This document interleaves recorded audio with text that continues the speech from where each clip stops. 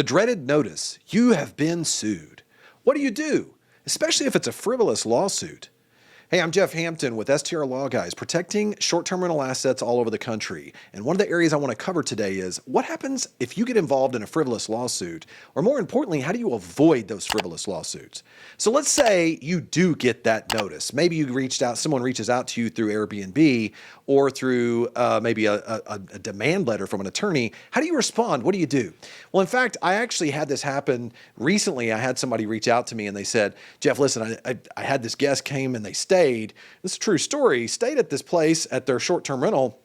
No problems during the stay, no issues whatsoever. But then at the end of the stay, they get a message that starts coming in saying, hey, listen, we noticed that your vents weren't clean. And because your vents were not clean, we're very concerned about whether there was mold or any other type of substance. And now my wife is at the hospital and she's suffering from breathing problems. And I think we're going to end up having some long-term respiratory care that's going to be needed based upon your negligence of maintaining your air conditioning.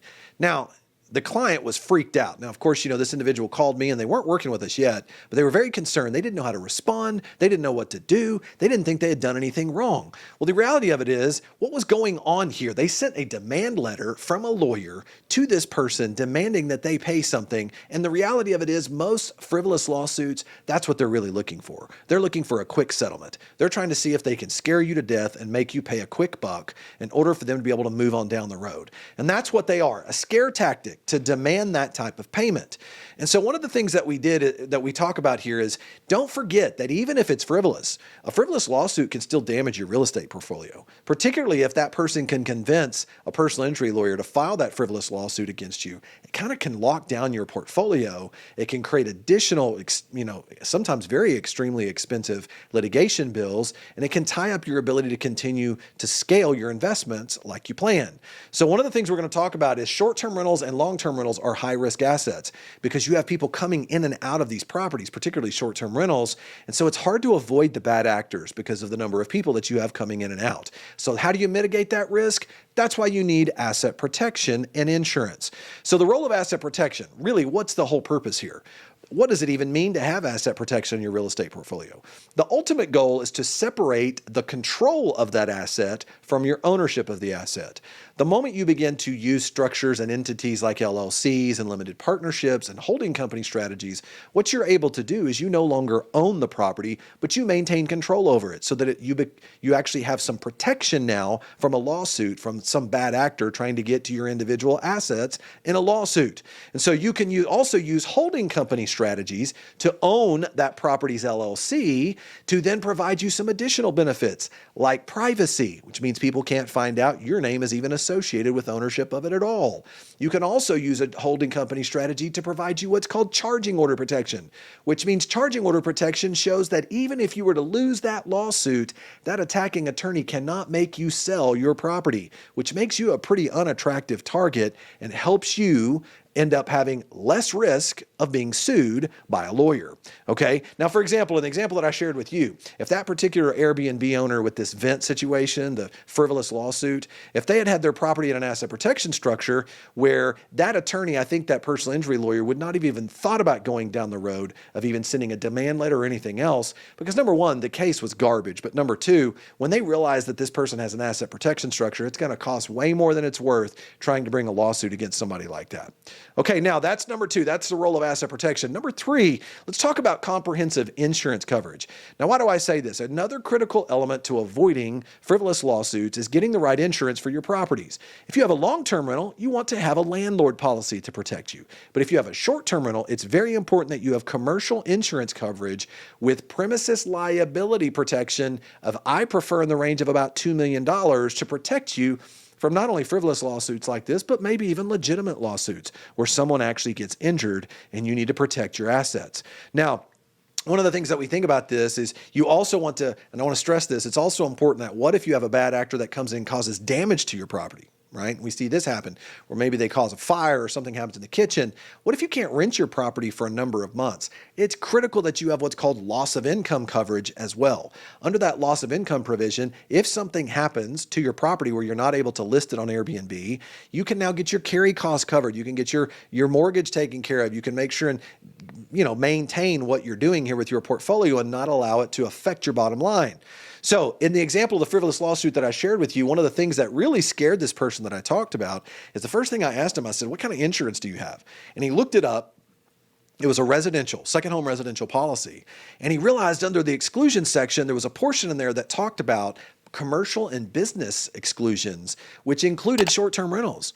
He was paying for insurance that provided him no protection from exactly the frivolous claim that was being brought up right now. So one of the things he learned through this experience is that he absolutely must get commercial coverage in order to protect himself from bad actors like this. Now, number 4, the importance of strong documentation. You should document everything.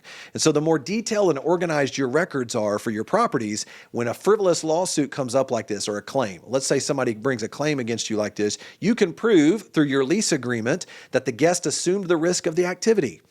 I see a lot of people that do not use a short-term rental lease agreement, even with people that they'll say, oh, I'll do it for a direct booking, but I don't need it for Airbnb bookings. Yes, you do. You need it for everyone. The court's not going to care what Airbnb does. The court's going to care what you had a contract with your guest for. So you need a specific lease agreement in order to establish that you have shifted that risk over onto the guest.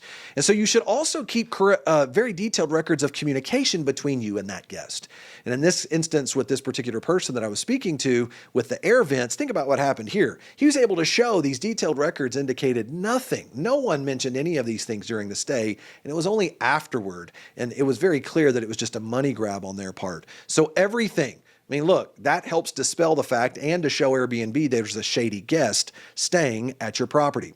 Now, and what I mentioned earlier, one of the best examples, this air duct story, the great thing is these people that own the property, they had specific detailed records of both an AC company that came out and had looked at it and serviced it within a month, and they had also done some duct cleaning for the actual property. So now there was something that was actually third-party objective evidence to establish there's no way that this could have been the cause of what these people were making up, because they kept detailed records of all their property repairs and inspections that had been done.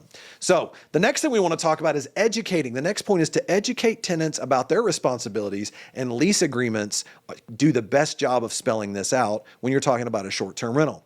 Now, it's critical that you set those clear expectations from the outset. And one of the ways to do that is you can very clearly establish by signature portions on your lease agreement for not only the assumption of the risk for all the amenities, but very clearly what their responsibilities are, what your responsibilities are on that lease agreement.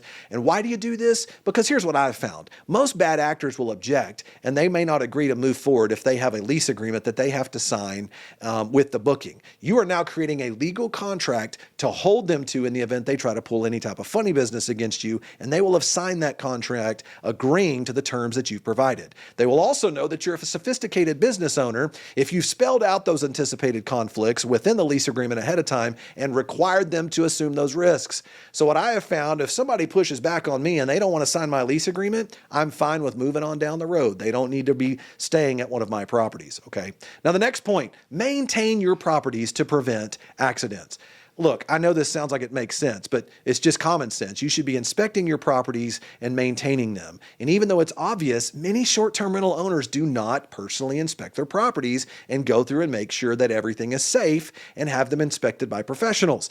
Having professionals provide maintenance and provide you detailed records outlining the fact that certain steps were taken to provide a reasonable duty of care to your guests can make all the difference in the world, not only of preventing accidents, but to show you acted as a reasonable person in maintaining your properties. Finally, seek legal counsel early if the guests start threatening litigation. This is really important because when something like this comes up, you need to talk to an attorney right away. But here's the reason why. If you're not careful in the attempt to try to reach out and make things better, it can be construed as you admitting or confessing to something you didn't actually do. For example, the guy who was being threatened with a lawsuit because of the dirty vents, he reached out to me and I could immediately tell that it was a frivolous lawsuit. Number one, the vents were not really all that dirty. Number two, they had been recently inspected and serviced. So I knew right away there's no way these people could prove causation. They couldn't prove anything had happened here. Even if someone was suffering from respiratory issues, there's no way they're going to be able to tie it to staying at this property. So one of the things that we did is we were able to handle all the communication for them. So now there was no chance that those statements could be used against them. Finally, navigate those online reviews and public perception. I know we want to try to avoid bad reviews. But one of the things to do is don't cave by trying to give refunds back to people in ways that could come across as you admitting to something that you didn't do. Document what you did, get out in front of it and share it with Airbnb, and that can actually help them maybe remove that review or unlist. They could delist the actual guest who did what they did against you. Be careful when it's litigation. Those bad actors are sophisticated. Now listen, I hope this was of some help to you. I'm going to be looking for you on our next video series. And if you have any questions about your asset protection, reach us at strlawguys.com and we're happy to help. Thanks.